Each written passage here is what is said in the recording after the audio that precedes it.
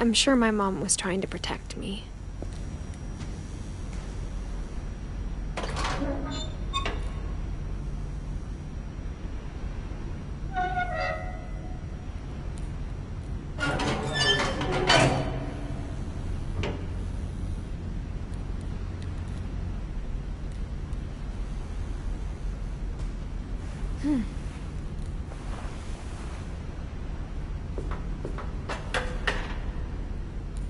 Maybe she was afraid I'd end up like Walter.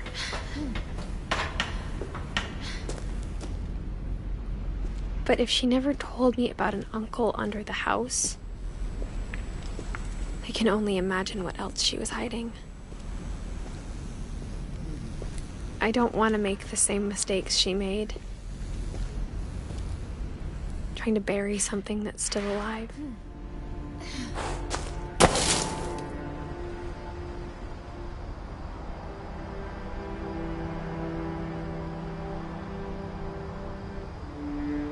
Now that there's only one of us left, or maybe two,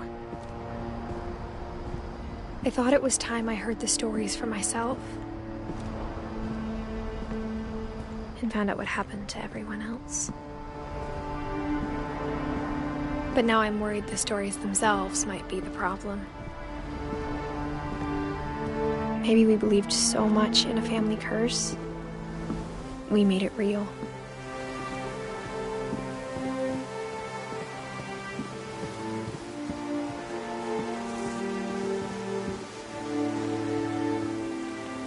I don't know if I should even be writing this.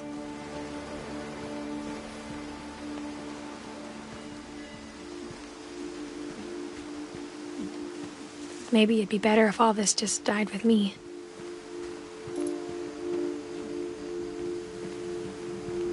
But I thought you should know about your family.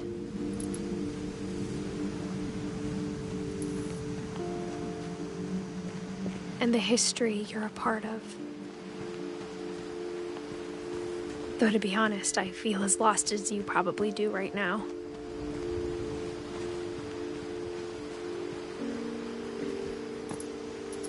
I think the people in these stories believed them, for what that's worth.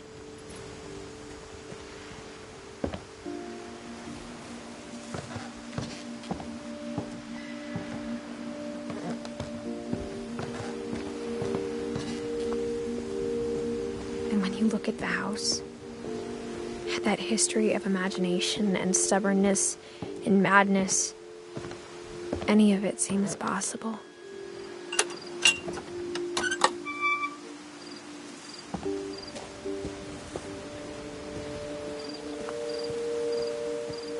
I think we've been surrounded by death for so long, we've just gotten used to it.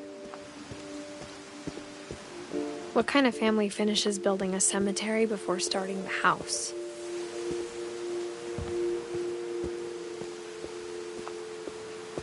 It's embarrassing for me to admit this, but the pet cemetery made me more uncomfortable than the human one. 3 of the gerbils were mine, and 2 had been my fault. Sven built the house, but it was Edith who designed the cemetery.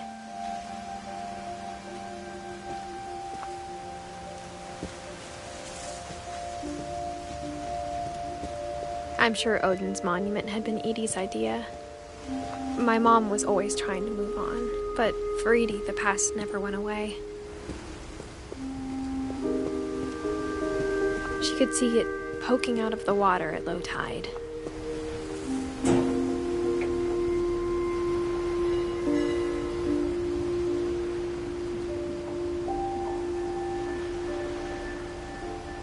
Edie said she dreamed about the old house every night.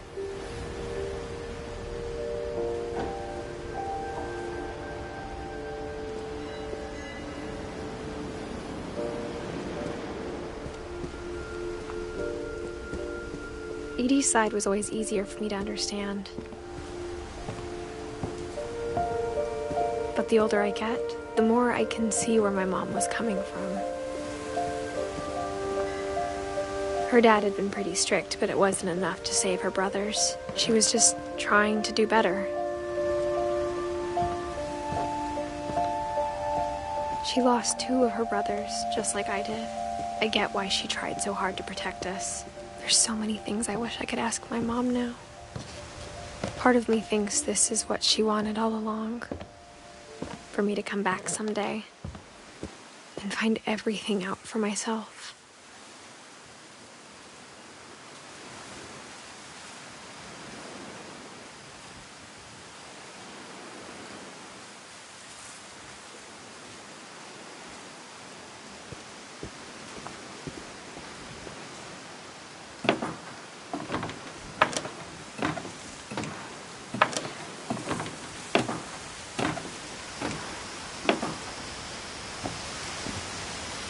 But looking back on it now, if she told me there was going to be so much climbing, I never would have come when I was 22 weeks pregnant.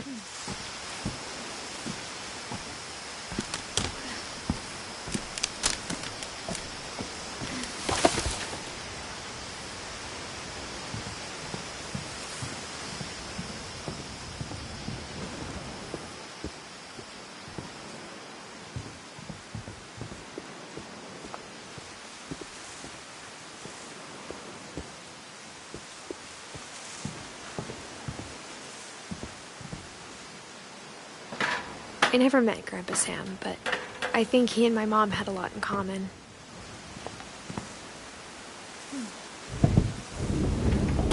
They were both pretty intense.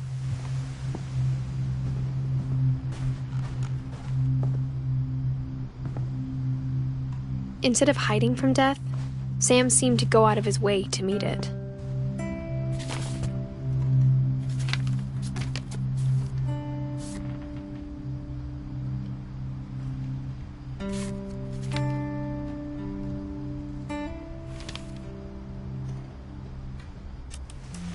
Dawn, I promise, you'll never forget this weekend. Yes, sir. These memories are gonna last a lifetime. Mm-hmm. Am I gonna have to shoot anything?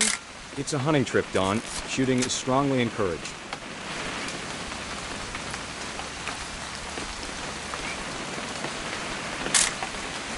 Not quite.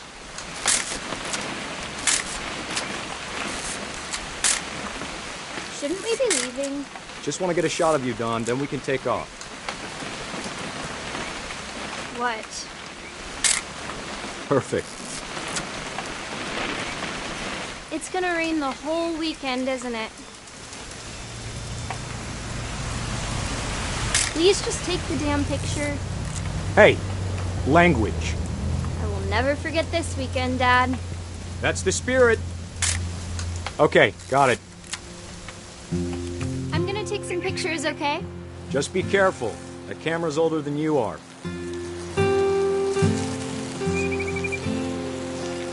Definitely should not have drunk all that coffee. You're right, Dad. It's starting to clear up.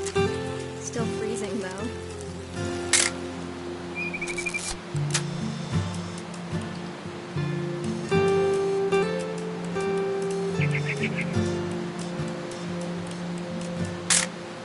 Aw.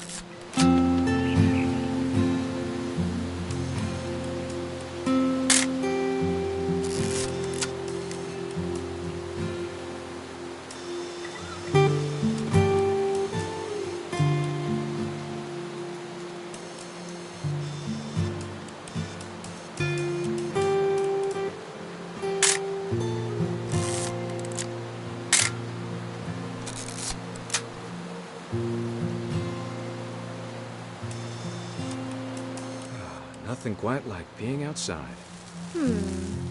Hold still while I take a picture of you. I definitely won't be moving. Are you done? Hey! That's a keeper. Oop. A little more gas in the tank, I guess. I'm just saying, I'm not always gonna be here, Dawn. You'll need to remember this stuff, if you want to survive. I'll be fine, Dad. You know who else thought he was gonna be fine? Some guy who died. Dawn, I'm being serious. I know, Dad. You're always serious. Doesn't being out here make you want to chill out? Well, to tell you the truth, I haven't been out here in 20 years. Dawn, don't you think you could find something more interesting to photograph? You don't need to waste any more film on me, kiddo.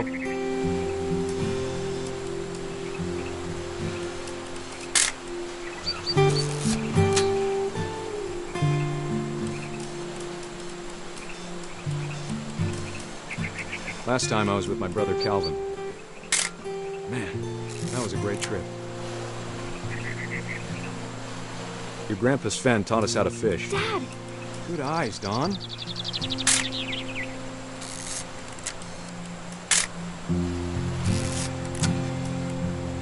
Before you take the shot, let me get a picture of you.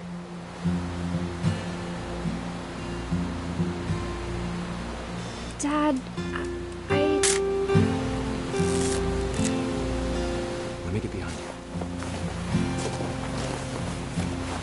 Do I have to do this? Don, you don't have to do anything. Great shot, Don!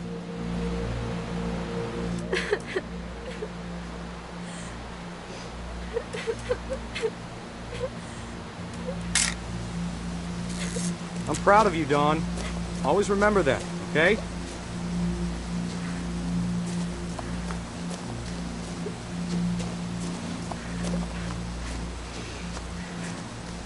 Sorry, Don. Just gotta reset the timer.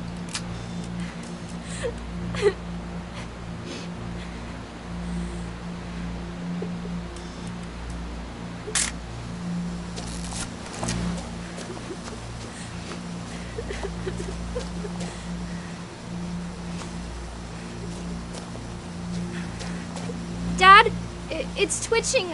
I think That's it's totally normal, Don. Just focus on the camera. Try not to think about... Dad!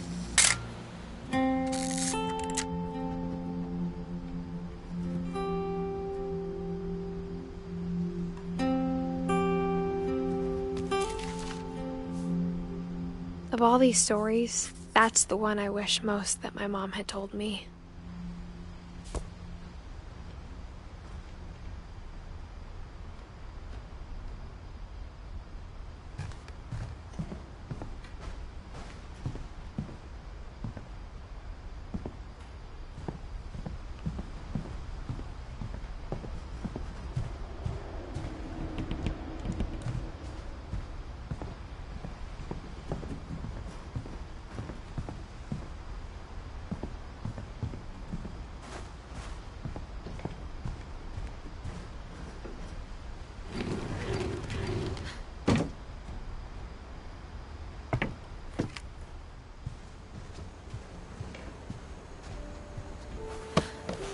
After Sam died, my mom and Edie got really close. They'd both lost a lot.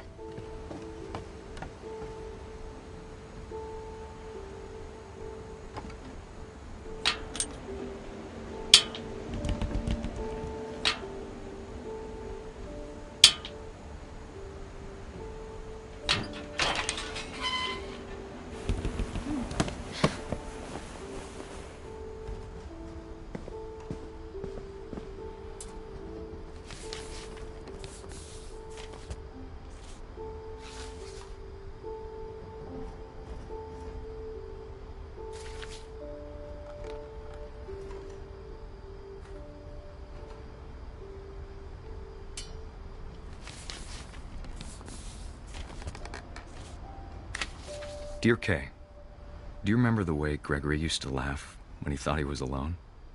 Like something funny was happening, but only he could see it. I think he saw things the rest of us don't.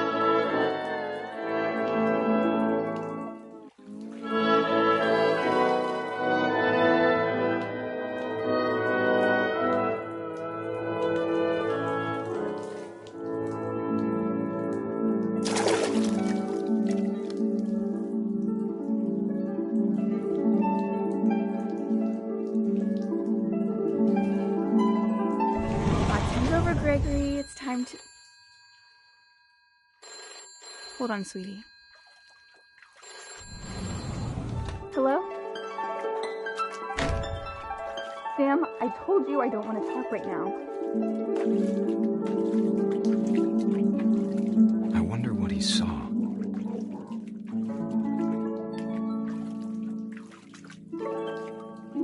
You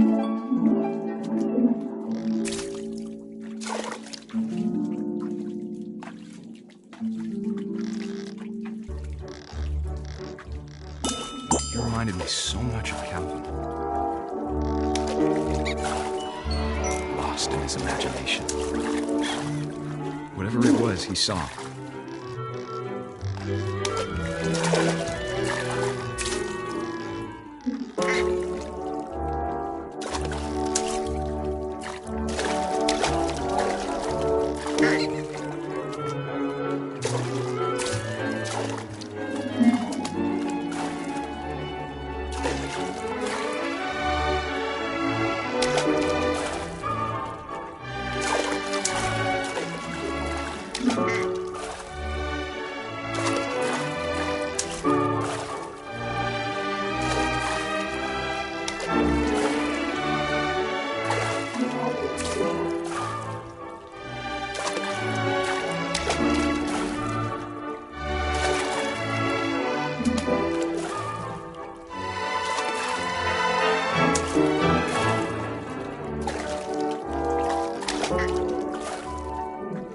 Sure made him happy.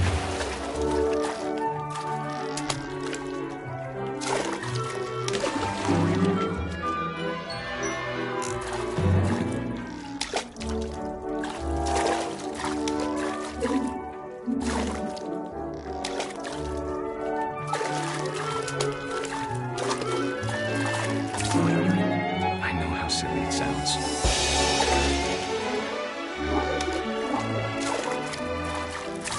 I worried about a baby being too happy.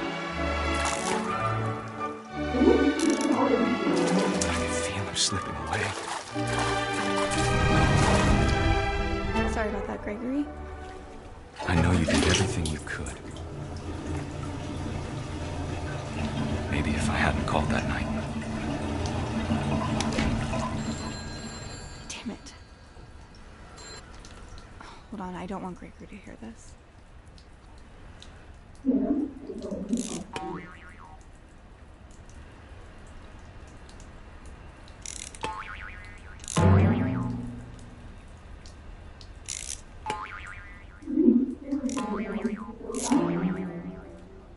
I wish he could have told us about the world he saw.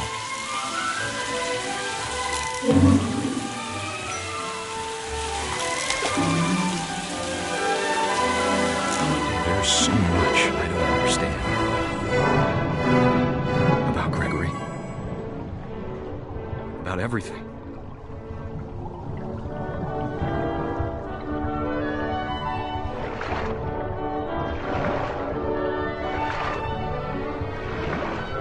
But I know what happened wasn't your fault.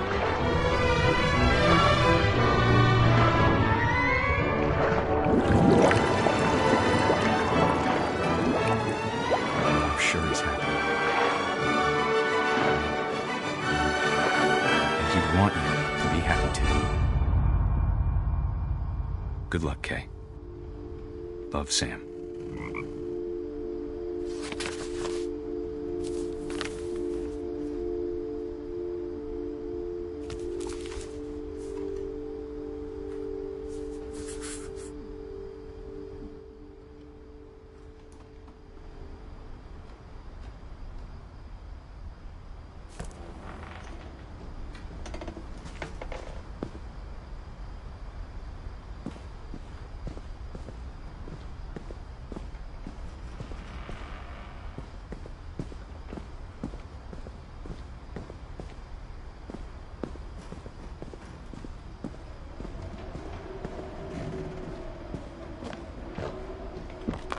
My mom moved up to the loft after her brothers died.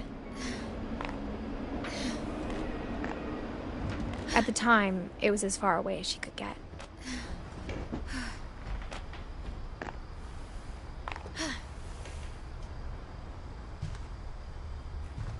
I can't imagine what it was like for her to lose 2 sons after she'd already lost 2 brothers.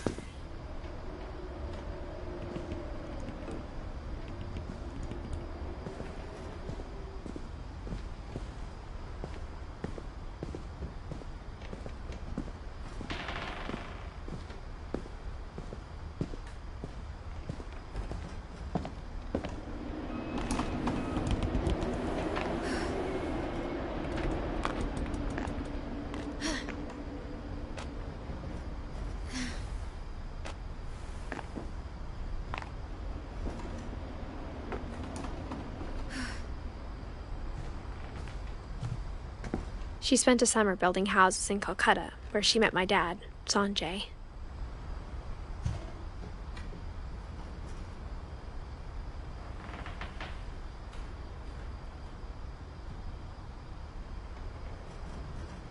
My mom moved to India a week after graduation and got a job teaching English.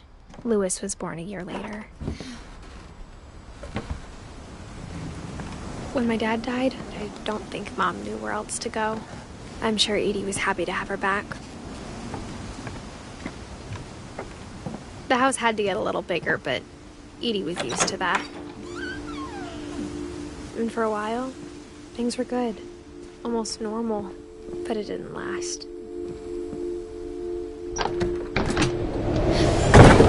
The beginning of the end was Milton's 10th birthday, when Edie gave him a castle.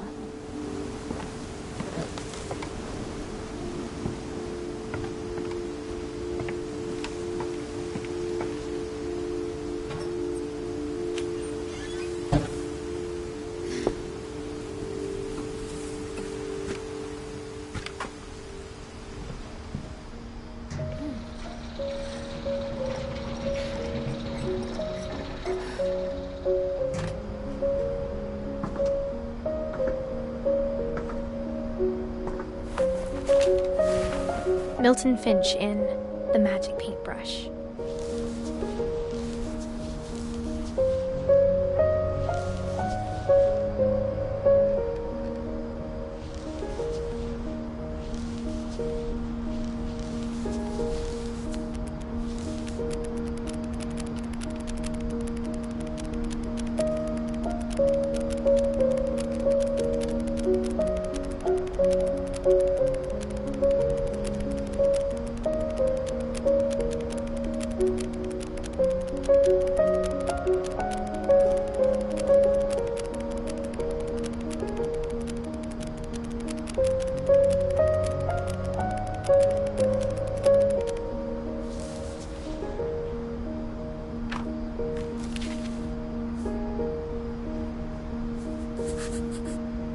I was 4 when Milton disappeared.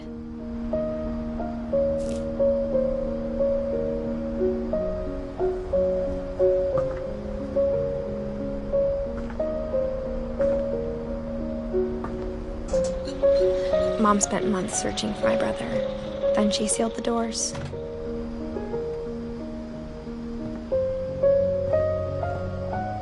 Whatever Milton had found in the house, Mom didn't want it getting out.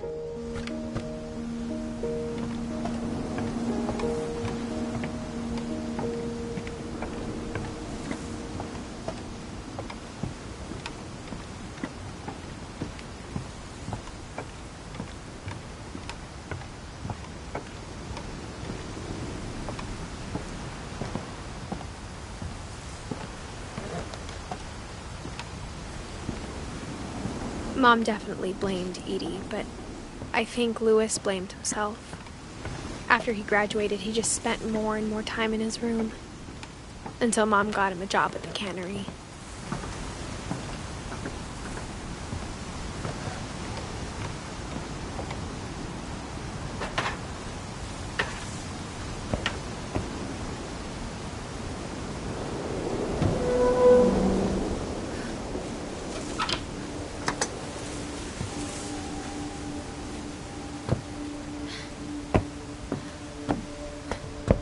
Louis's room smelled very, very familiar. That part of him lived on.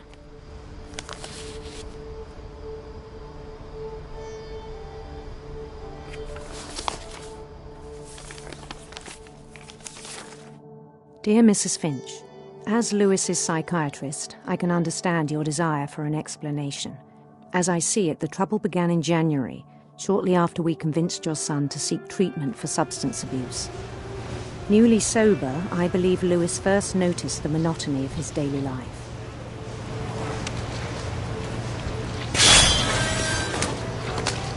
He kept working at the cannery.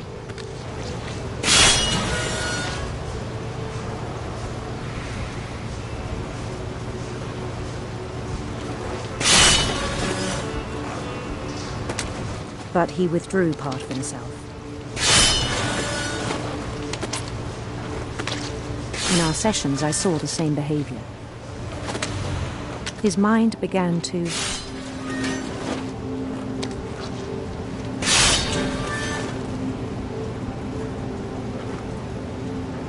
wander.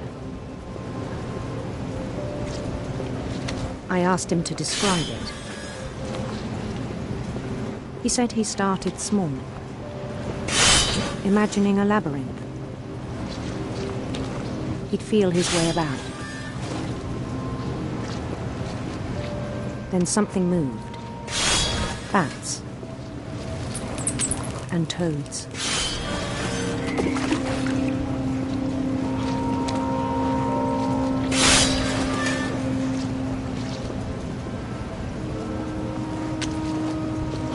And things that have not names. He knew it was all in his head. But he took it very seriously. I had hoped he'd find himself.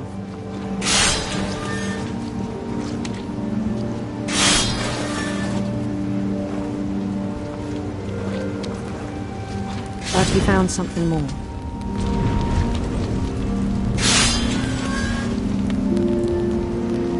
I worried about him then. Daydreaming at the cannery. I spoke with his boss. But he said Lewis had become a model employee. Methodical, tireless, focused.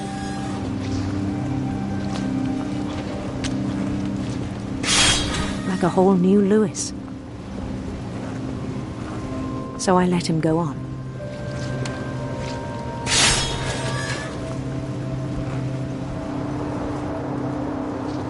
I even encouraged him. It seemed very promising at first. He told me he'd made a new friend.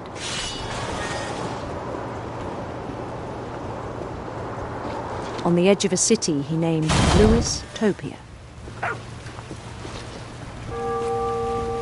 He built the city up slowly, brick by brick. Then he made musicians.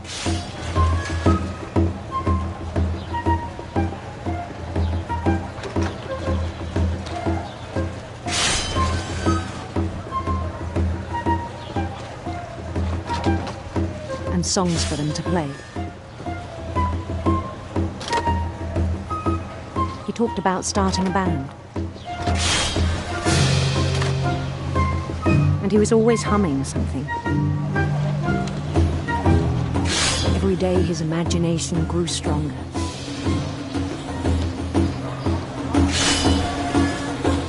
He no longer spoke at the cannery. But his chopping was as reliable as ever. Then one day it struck him that all the cheering crowds, even the stones under his feet, were all in his imagination, so he could do whatever he wished.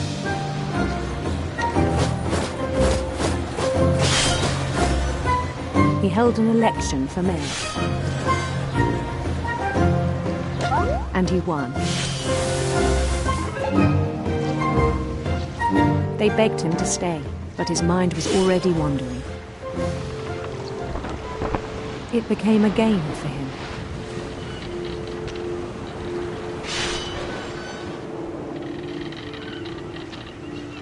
He'd conquer a city, then immediately push on. New Louisville.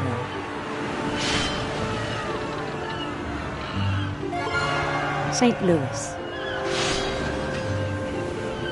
He started drifting away from our reality.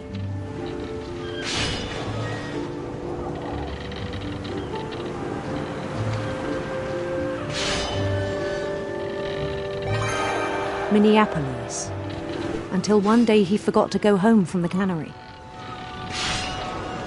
Even as his mother pleaded with him, part of Lewis kept sailing on.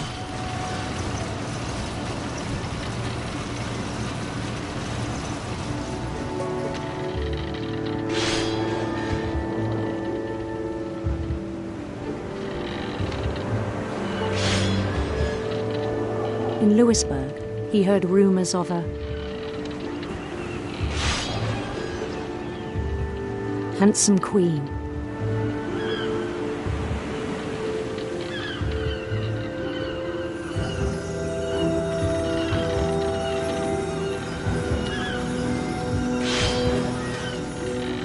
The queen was on her own quest for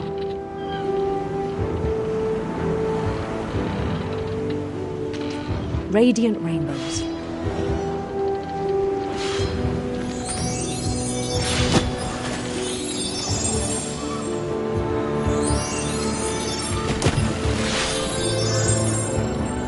He followed the sound of her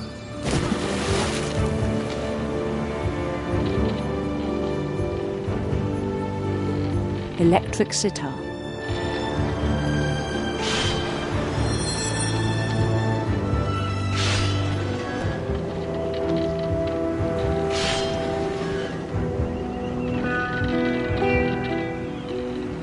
His chase led him to a golden palace east of the sun and west of the moon. Even then, his logic remained sound.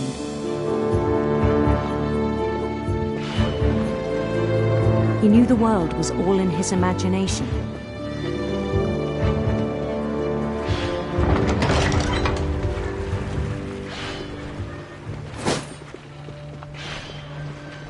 But he was so proud of having created it. In his own eyes, he'd become something greater than a king.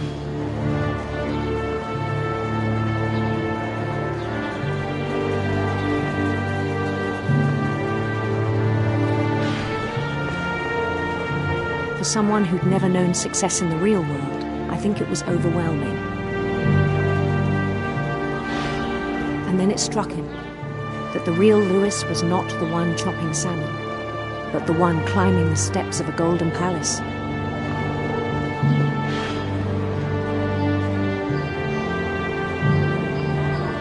My imagination is as real as my body, he told me.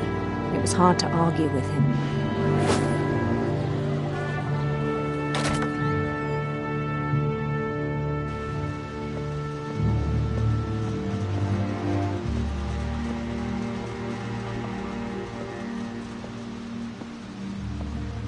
He began to forget the world we know.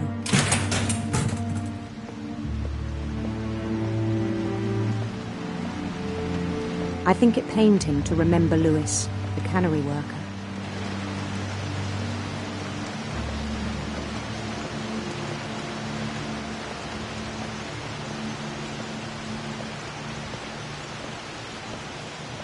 He began to despise the man with a royal contempt.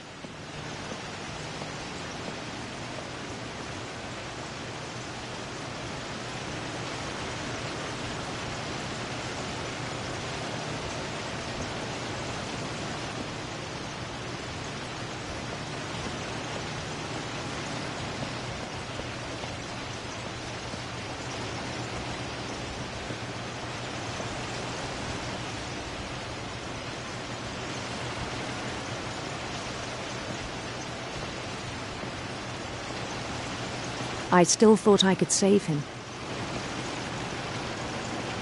Even after he said he was being crowned king over all the lands of wonder. The palace would be packed with his companions.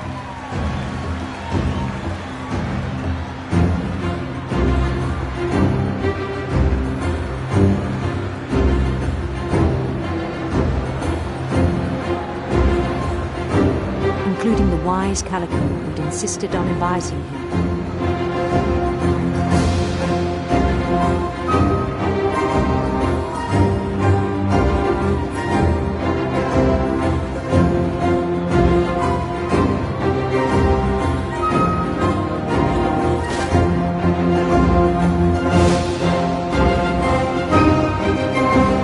His queen waited, holding his crown.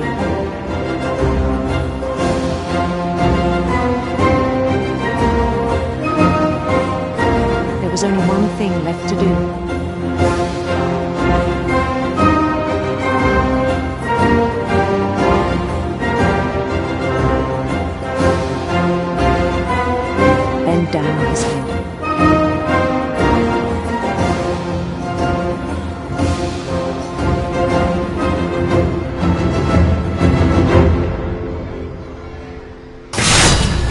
rest I think you know. Mrs. Finch, your son was a kind man who will be missed by all of us who knew him.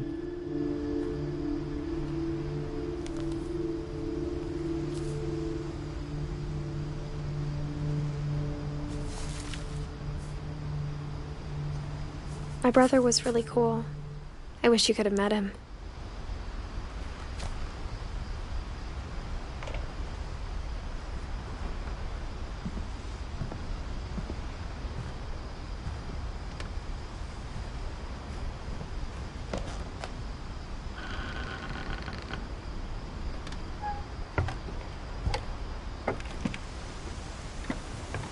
On the way back from Lewis's funeral, my mom told me to start packing. She waited until the day before we left to tell Edie. I'm not sure if she wanted to make it easier or harder. I wish we'd stayed. But I understand why we left.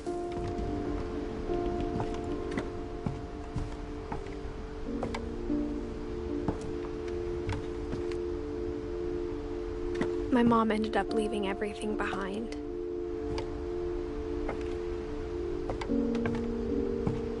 What happened that night had been coming for a long time.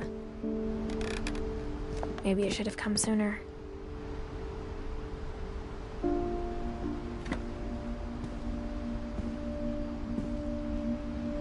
But it had to end one way or another.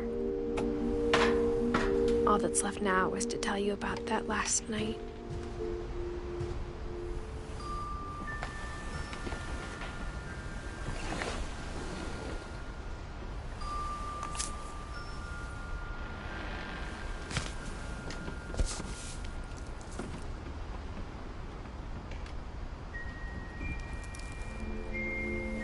That whole last day, Edie just watched us pack and didn't say a word.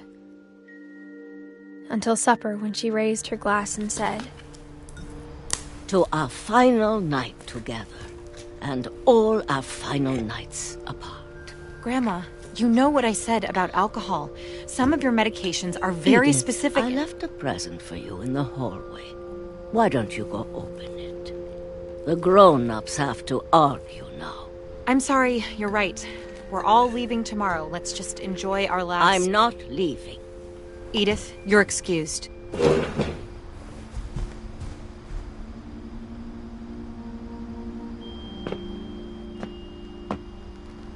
The power had been shut off that morning, but Edie always had plenty of candles. When my mom sealed the library, I don't think she knew about the other entrance, or that Edie had a key to it.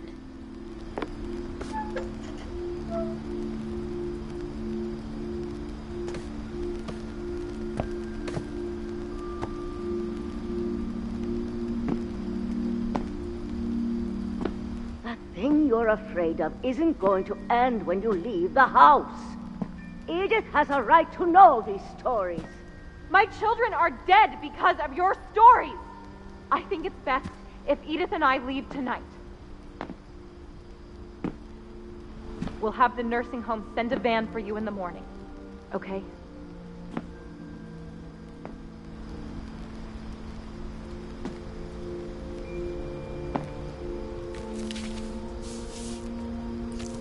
Dear Edith, there's so many stories I wish I could tell you, but there's only time for one.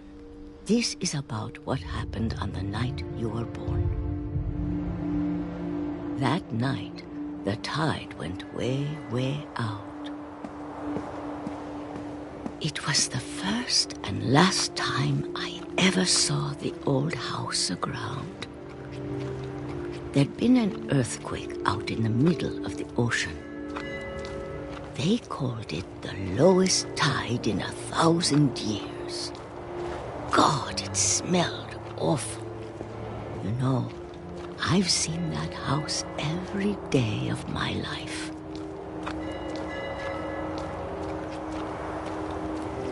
But I never thought I'd go back to it. When the fog rolled in, I lost my way.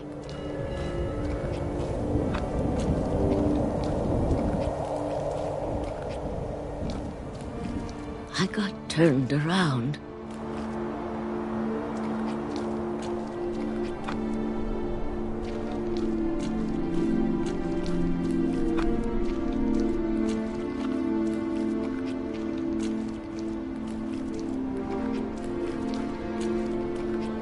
For a while, I wondered.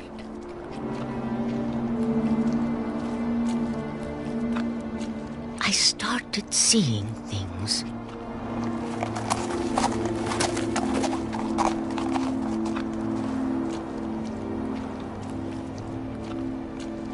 Things I'd forgotten had ever existed.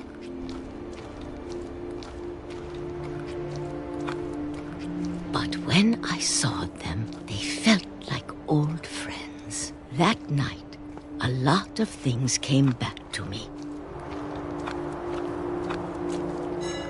Or maybe I came back to them.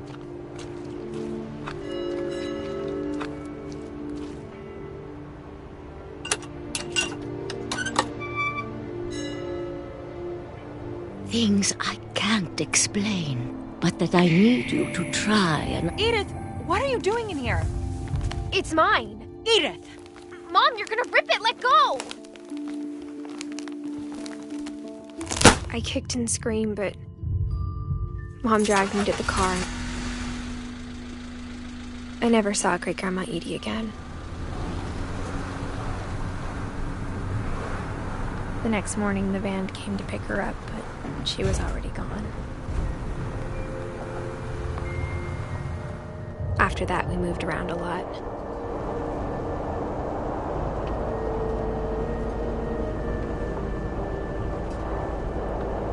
We both tried to make the best of it.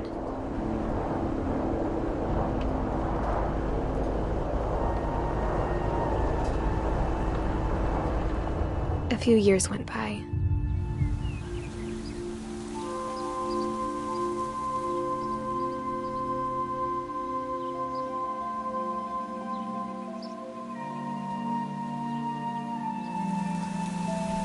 My mom didn't like to talk about it.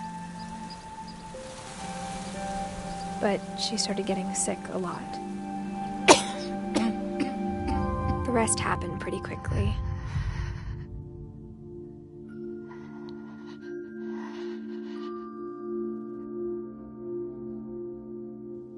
She got better for a while,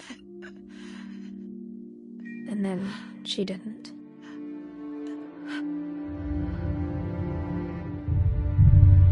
And then I was alone. The last Finch left alive.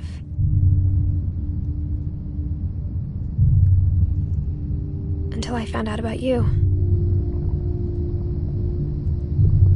I'm still not sure what to tell you about all this. If we lived forever, maybe we'd have time to understand things. But as it is, I think the best we can do is try to open our eyes. And appreciate how strange and brief all of this is.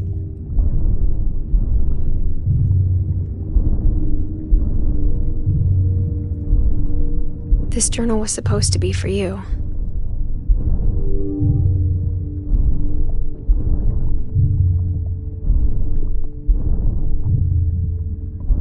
But now I hope you'll never see it. I just want to meet you and tell you all these stories myself. But I guess if you're reading this now, things didn't work out that way.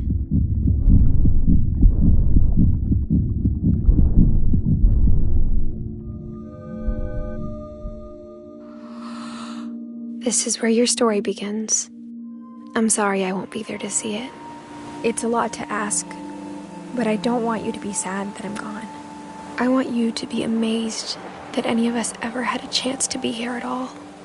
Good luck.